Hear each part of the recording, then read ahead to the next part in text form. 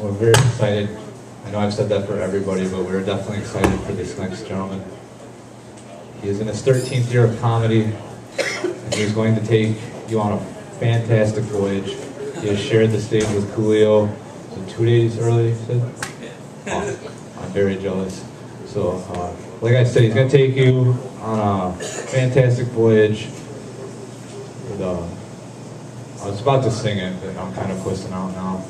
Say slide, slide, on the pass. We got something brand new for your ass. That's Reverend Ron Swanson, everybody. Put your hands together. Thank you. I'd ask you how you're doing, but every comic asks that. And to be honest, I don't care. So, let's get going. Yeah, I recently shared the stage with Coolio. Granted, I performed about a week before him, but I still think it counts. And just like Coolio, I've been living in a gangster's paradise. I'm sure you can tell by looking at me. There was a poetry slam right before this show, right? It sounds kind of violent for poetry. How does that work? You guys attacking each other with haikus? Throwing some iambic pentameter at people's asses? Anyway. St. Patrick's Day's coming up. Yeah. You know, people love Irish car bombs. You know, the shot, not the actual car bomb. But that's how sensitive we are in America, that we name shots after terrorist acts in other countries. That's why I'm going to Ireland to get the 9/11.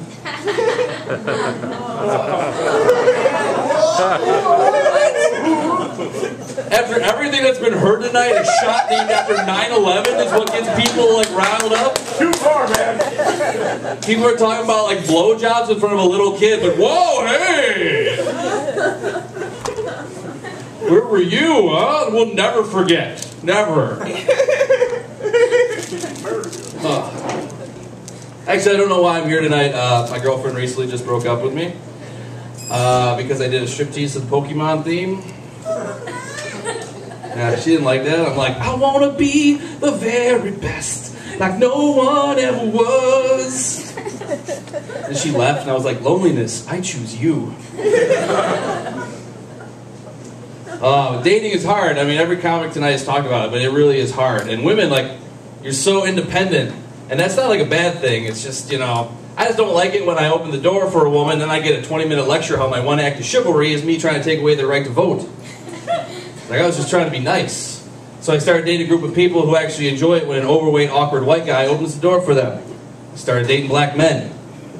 Like, that's right, reparations, motherfucker. I always like when women say they want guys who are funny. It's like, hey, I'm a comedian. I get paid to tell jokes. But then when I'm out with, you know, out at a bar and I tell a girl a joke, she's like, yeah, that's funny. And then some guy, a douchebag with great abs and a 9-inch dick comes up and is like, Ron's fat. And she's like, ha ha ha ha, you're so funny. That wasn't funny at all. Well, actually, here's some dating advice for you ladies.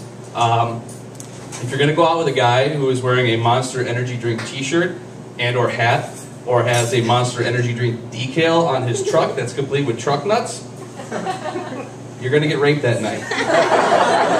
Don't accept a single drink from the Monster Energy Drink rapist. That's all I'm saying.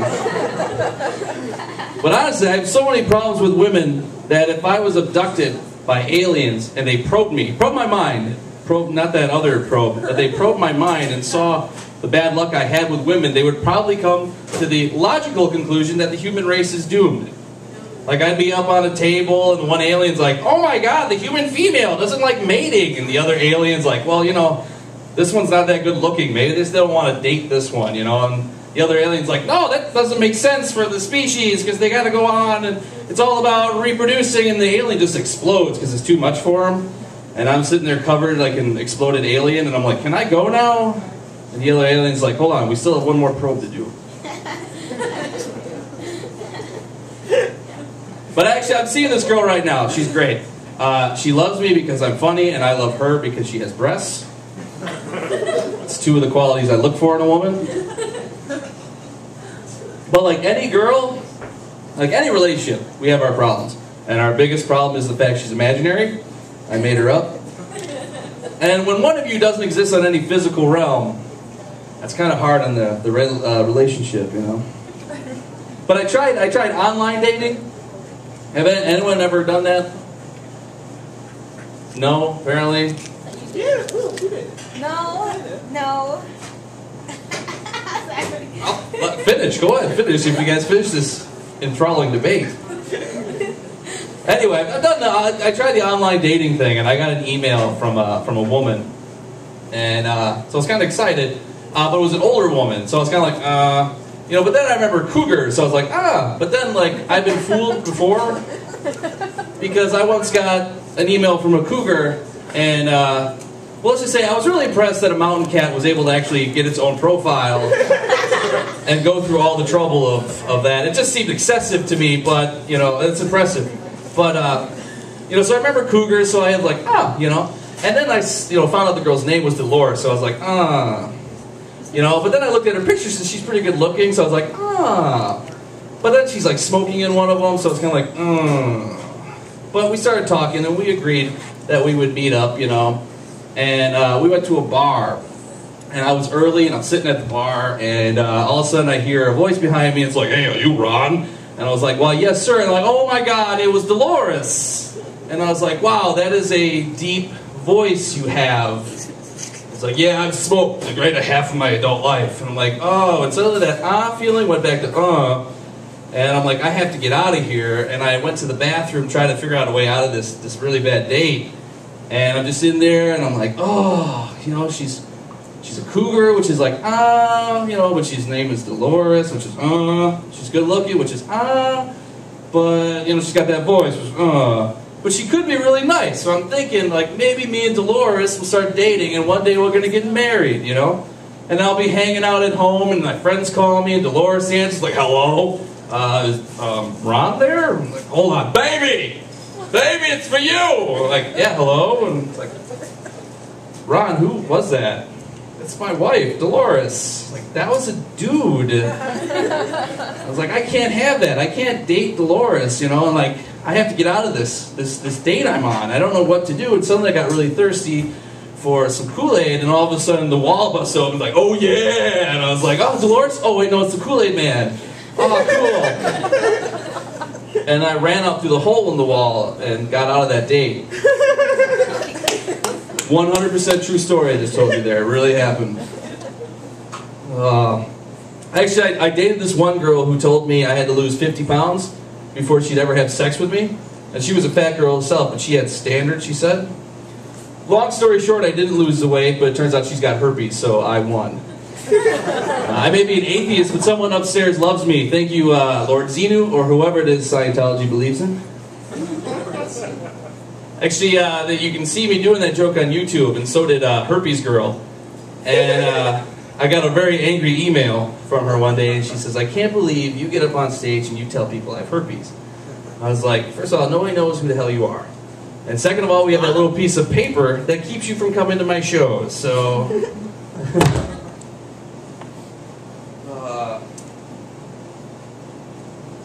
Can you guys hear me? No. Huh? Okay. Okay, kind of ruined my flow, but that's alright. We'll get back into it. We'll just start over, okay? So I want to share the stage with Coolio. Just kidding.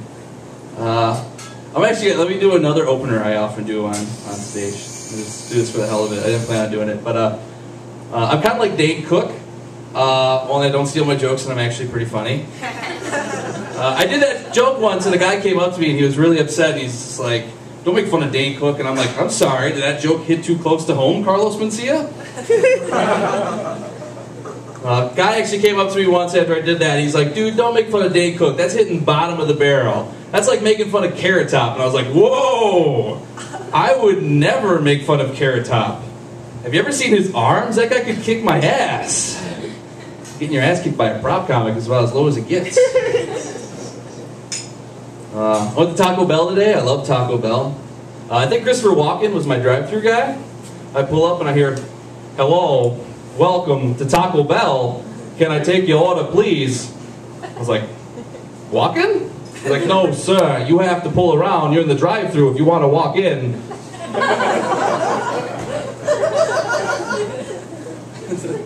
I love Taco Bell though. You know, like I'll be out and about and I see a Taco Bell and I'm like, I could totally go for some Taco Bell right now. And I'll get Taco Bell and I get home and I have diarrhea. But then like the next day I'm out and about and I'm like an Alzheimer's patient and I see Taco Bell and I'm like, I totally can go for some Taco Bell right now. But Alzheimer's, that's some scary stuff. I don't want Alzheimer's. That's why every night when I go to bed, I write myself a little note that says, Dear Ron, if you don't remember writing this, you have Alzheimer's. Kill yourself now. Love, Ron. So if you guys don't think I'm funny, you can just break into my place tonight, change that note.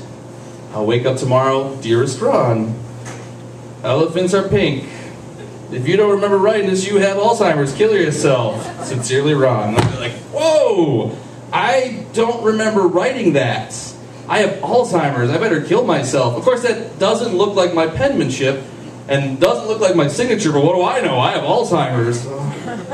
Better kill myself. I used to work in radio. I did that for 5 years. I worked at a country radio station though. Ugh, country music sucks. Anybody like country music? Oh, country music is awful. It's all the same. It's like, but like sometimes like country music messes with you. Like a really good song will come out and you're like, holy cow, this is really deep and meaningful and I can really relate to it.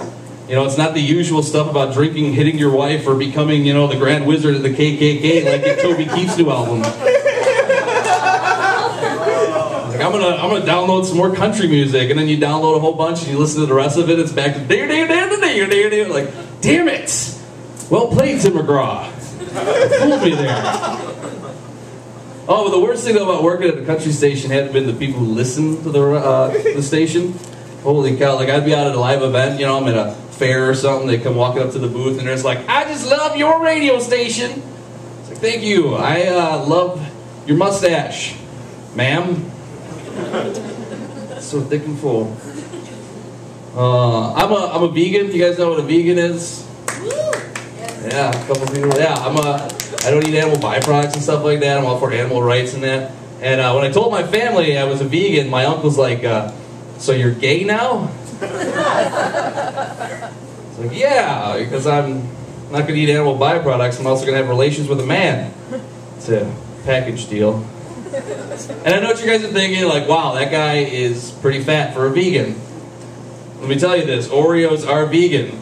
Also, I'm aware of my weight problem, so it was very mean of you guys to think about it. But let me ask you this about Oreos. I mean, because everybody knows the legal way you're supposed to eat an Oreo. You know, you twist it off, eat the inside, and throw away the rest. You know, there was that Nabisco trial in 1972 that said we're legally required to eat them. Like, you guys remember that, right? Yeah, come on, you know your history. But have you ever tried to remove the frosting with anything but your teeth? You ever just try to use your tongue? You're going down on a cookie at that point. I'm performing cunnilingus on an Oreo. I love them that much. But yeah, being a vegan, like I have a lot of issues about trying to go out to eat and all that. I don't have a lot of places I can go. Like I went to KFC recently, and I walk in and I'm like, I'm a vegan! What have you got for me? And you know, the guy behind the counter looked at me really weird, and I think it was because I brought a mic stand in with me to KFC. But I was like, I repeat, I'm a vegan, you know, what can I eat here? And the guy's like, we got the new KFC Double Down. It's like, you mean that sandwich with cheese and bacon, and instead of bread, just 2 pieces of fried chicken? It's like, do you know what a vegan is? He's like, whatever, queer. And that's what I left, because, you know, I was like, see you later, uncle. My uncle works at KFC. So I wear shorts year-round, all the time. Like, even though it's snowing below zero, I wear shorts and people think I'm crazy, you know. Like, one time, it was snowing out and it was below zero, which means that this story didn't take place this last winter. But I was out and I'm wearing shorts, and this woman's like comes up and is like, oh my God, you're wearing shorts in winter? Are you really wearing shorts in winter? I was like, no, I'm not. I'm the latest twist in the newest M. Night Shyamalan movie. I'm wearing pants the entire time. It's like, no, yes, I am wearing shorts in the middle of winter. It wasn't an accident. I didn't wake up and it's dark in my room and I just put the first thing on I could find and I walked outside and I'm like, oh, I'm wearing shorts. Oh, well, it's too late. I gotta go with it. Like, I know I'm wearing shorts. Oh, you know? Like, one time, I went out to lunch. It was the middle of winter and I'm wearing shorts, of course, and I go in to get some lunch at this place and I sit down. I'm minding my own business. I'm eating my lunch and this guy starts making fun of me. He's like with his girlfriend, and he's like, check out the asshole in shorts. And then the guy went out to get his soda, and he walked like this. And like suddenly it was my turn to laugh. I'm like, ha! At least I have 2 operating legs under my shorts. That's right, I'm not afraid to point out the hypocrisy of the handicap. I did that joke once. A guy came up to me after the show. I was like, dude, man, that's not cool. Don't make fun of handicapped people. And I'm like, that's not what really happened. I'm a stand-up comic. I lie all the time. I went out to eat. This guy made fun of me. I didn't say anything. I went out to my car and I wrote the joke and changed what really happened. That's what I do. As a stand-up comic, I lie. Just like when I finish this story on stage, it's going to end with me punching you in the face. So I punched that guy in the face. And I did another show. A guy came up to me. He's like, dude, don't punch a guy in the face who told you it's not cool to make fun of the handicap. I ran that guy down with my car. And then later, a guy came up and was like, whoa, dude, you're an asshole. You like ran a guy down with your car who told you it's not cool to punch a guy in the face, who said it wasn't cool to make fun of the handicap? I'm like, yeah, and I stabbed him. That's why I love this joke. Like, 10 years from now, it's just going to be my entire act. It's me just doing this one joke. So yeah, I love being a stand-up comic. I really do. But it's hard being a comic because you have to be funny. It's one of those requirements. But very early in my career, I thought I found a loophole through that rule where I could technically be called a stand-up comic, but I didn't have to be funny. I was going to become a Christian comic. Because when you're a Christian comic, all you got to do is tell some G-rated humor and then talk about how much you love Jesus. It's like, I could do that. I'd be up on stage and be like, hey, do you think Jonah ran into Pinocchio when he was in the whale? But seriously, I love Jesus. But I can't be a Christian comic because I'm an atheist. I don't even believe in God. And that bothers people. And they always want to like try to convert me to their religion. But I don't think they have a very good, sales pitch. They always come up to me and say the same thing. They're like, if I killed you, you can go meet God yourself. Like, whoa, so much for that thou shalt not kill business. And what really pisses them off is when they find out not only am I an atheist, I'm an actually ordained reverend. I'm like, how did that happen? I'm like, well, they only asked me one question when I got ordained. They're like, what was that? Like, they said, is this your current address? Yeah. I was like, they could have stopped it if they just would have said, do you believe in God? No. Like, well, that's kind of a requirement being a reverend. I'm like, all right, well, I'm sorry I wasted your time. I'm going to take off now. And the guy's like, by the way, if I killed you, like, whatever, I've heard that one before. But I don't want to make fun of Jesus. I really don't. Jesus is a great guy. He, without his miracles, ICP would have no idea how magnets work. But, I got to call shenanigans on Jesus' miracles, though. Because he does the bullshit miracles, in my opinion, like make the sun rise, make flowers bloom, stuff like that. He doesn't do good miracles like cure cancer, feed the hungry, or stop Creed from making music.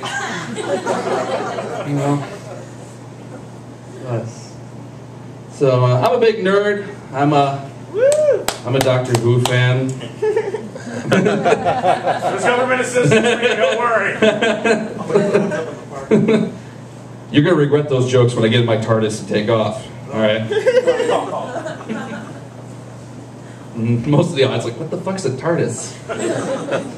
He's retarded too? He's a geek and he's retarded? Is that what he just said? But I'm a big geek. I love comic books. I love video games. I'm not going to try and justify the fact that I'm wearing a Punisher t-shirt or have a Green Lantern ring on right now. I'm just a big, I'm a big nerd. I play Dungeons & Dragons. I love Dungeons & Dragons, and I was at I thought it was a Dungeons & Dragons convention. At the time, I just thought they changed the name of Dungeon Master to Grand Wizard. It was a KKK rally I ended up at. Last time I ever go to a Dungeons and Dragons convention in Janesville, Wisconsin. But I love video games. Like, my favorite video game to play is Rock Band. I don't know if anyone plays Rock Band. I love it, except for it messes with my head. I actually start to believe I have musical talent. And then me and my buddies, we formed a band. But we all played Rock Band. We weren't very good. But for some reason, we got all this commercial success. And we got pretty famous. But one day I was just like, guys, band meeting. I can't do this anymore. We are doing a disservice to the listening audience by existing as a band.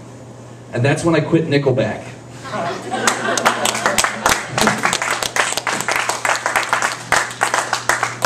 Did you guys know that Nickelback is starting to, like, attack back at the people who make fun of them on Twitter? They are. Like, if people say bad stuff about Nickelback on Twitter, they actually make fun of them back. But all their responses sound the same. So. Yeah, but I'm such a geek, man. One time I actually got a nosebleed after sex, which I felt was like the universe's way of reminding me, despite the fact that I just got laid, that I was still a gigantic nerd. I'm sitting there like, oh, do you have a napkin or something? But it can suck being a geek, you know, like, because I just recently found out chicks are really aren't attracted to geeks. Because apparently they don't like it when you pretend you're Optimus Prime in the bedroom. Like, Autobots, roll out! Wait, don't go, I'll do a striptease to the Pokemon theme. They really hate it when you bring Star Wars into the mix. I'm like, hey Darth Nadi, you want a lightsaber fight? Psh. I'm like, oh, you don't have a lightsaber. And she's like, oh yeah? Psh. Like, oh. That's false advertising. You said you were a woman. Oh yeah. I think I'm going to close up here. Moral of my story. I always say when I close up, the moral of my story is I'm just trying to find love. That's all I want out of life is love. One other person who's married to one of my best friends wants love too, apparently. Should probably lock that down. She's looking for love when you guys are married. Let's... We're back? No, we're not back.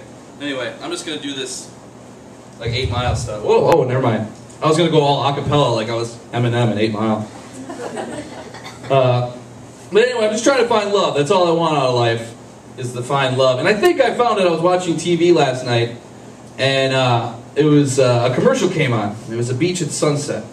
And there's this couple, and they're running hand in hand, and as the waves are crashing around, they fall down, they're rolling and kissing passionately, and I'm like, oh, wow, those two are in love. Whatever they have, no matter what it is, I want it. And then the woman looks at the camera and says, I have genital herpes. Because that's where love comes from. So I think it's about time I lift that restraining order on Herpes Girl. Alright guys, thank you so much. I'm the Reverend Ron Swanson. Give it up for every comedian you've seen tonight. And my brother from another mother, Marcus Laura.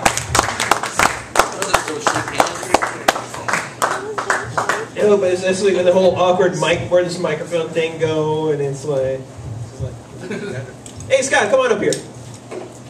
We made it to the end of another show. I want to thank you very much for coming out. This is kind of a rarity, because let me do a quick little head count. And what the fuck y'all do this thing? I think the microphone is still like recovering from Emilio. I think that's what it is. Well, it's like you stretch this thing. Man, is this like revenge for what I did to your mom? Hey! I'm going to do a quick head count while Scott does a quick recap of the announcements. St. Patrick's Day, the Irish car bomb cupcakes, for sure, you need to try those. Traditional items, corned beef, homemade corned beef, can't beat that, and Irish soda bread. So make sure you check out Bookworm Cafe and Bakery on Facebook. You can add me, Scott Gelvin, I'll send it to you if you can't forget, or if you can't remember, if you forget. Reuben bread pudding, and Saturday, the day of, they will be closed at 2 p.m. So get out here early. Hey guys, okay, I did a quick head count. This is indeed a rarity for open mics. If you're ever going to Chicago, this is something you will not see, where the audience outnumbers the performers. You don't. I don't know why you're like, I'm not joking. It's absolutely true. There's a lot of booked shows where the audience doesn't outnumber the performers. So please, audience, know that we appreciate you so much. Thanks for coming out. If you got some money to spare, please don't forget to tip the baristas. They work their asses off. They're on overtime now. An independent business that keeps the community growing, that keeps people off of unemployment, and keeps weirdos like Scott and me from breaking into your house and stealing shit. So please give it up again for your lovely co-host Scott Galvin.